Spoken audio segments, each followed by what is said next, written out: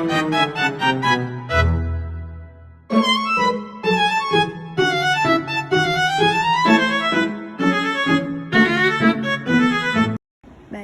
di sini kami akan menjelaskan tentang rumus selisih untuk kosinus. Nah, rumus selisih ini dapat diperoleh dengan menggunakan rumus penjumlahan dan selisih dari perbandingan trigonometri dua buah sudut. Nah, kita ingat kembali tentang rumus ini. Cos alfa ditambah cos beta itu cos alfa dikali cos beta dikurang sin alfa dikali sin beta.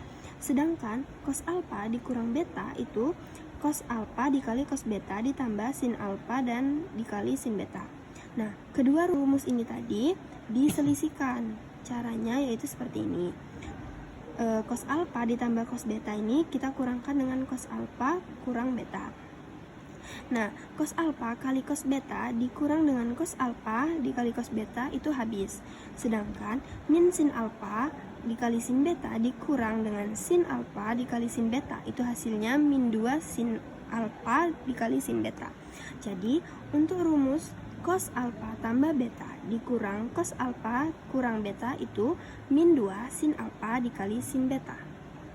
Selanjutnya, kita misalkan alfa plus beta sama dengan P, dan alfa dikurang beta itu sama dengan Q. Maka diperoleh alfa sama dengan P plus Q per 2, dan betanya sama dengan P kurang Q per 2. Maka persamaan ini yang tadi, maka menjadi yang tadi itu cos alfa ditambah beta dikurang sin alfa kurang beta sama dengan min 2 sin alfa dikali sin beta menjadi cos P dikurang cos Q sama dengan min 2 sin P plus Q per 2 dikali sin P kurang Q per 2. Jadi kita dapat simpulkan bahwa rumus selisih kosinus itu adalah cos P kurang cos Q sama dengan min 2 sin P plus Q per 2 dikali sin P kurang Q per 2. Oke, sekarang kita masuk ke contoh soal.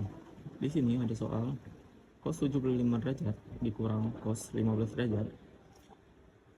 Jadi kita menggunakan rumus definisi tadi, yaitu cos P dikurang cos Q sama dengan negatif 2 sin P ditambah Q dibagi dengan 2. Terus dikali sin P dikurang Q dibagi 2. Nah, di sini 75 derajatnya kita ibaratkan dengan P, dan 15 derajat itu kita ibaratkan dengan Q. Nah, jadi di sini itu kan bentuknya sama seperti ini. Jadi kita bisa pakai rumus yang seperti ini. Nah, jadi negatif 2 sin P-nya tadi kan 75 derajat. Jadi 75 derajat dikurang dengan Q, ditambah dengan Q, yaitu 15 derajat.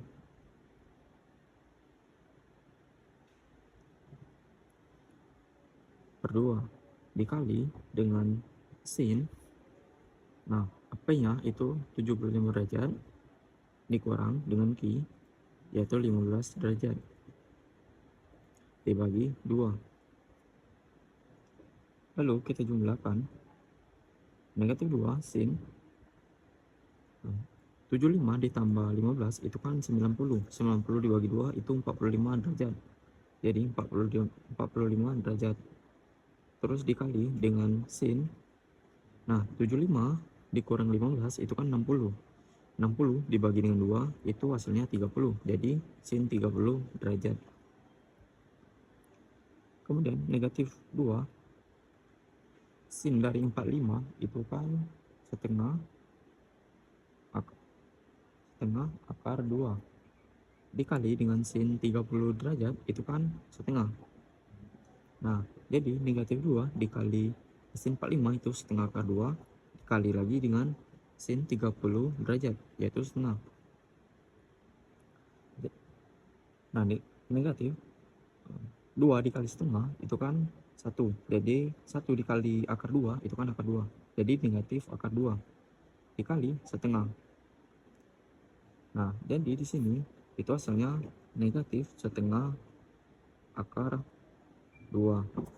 Nah, kita masuk ke contoh soal berikutnya, yaitu cos 90 derajat dikurang cos 30 derajat, di mana cos 90 derajat merupakan cos P dan cos 30 derajat merupakan cos Q.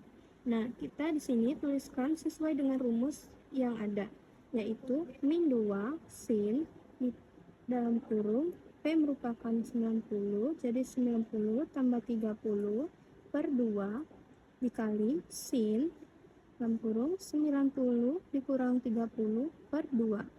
Nah, selanjutnya yaitu min 2 sin hasil dari 90 tambah 30 dibagi 2 yaitu 60 dikali sin hasil dari 90 dikurang 30 dibagi 2 yaitu 30.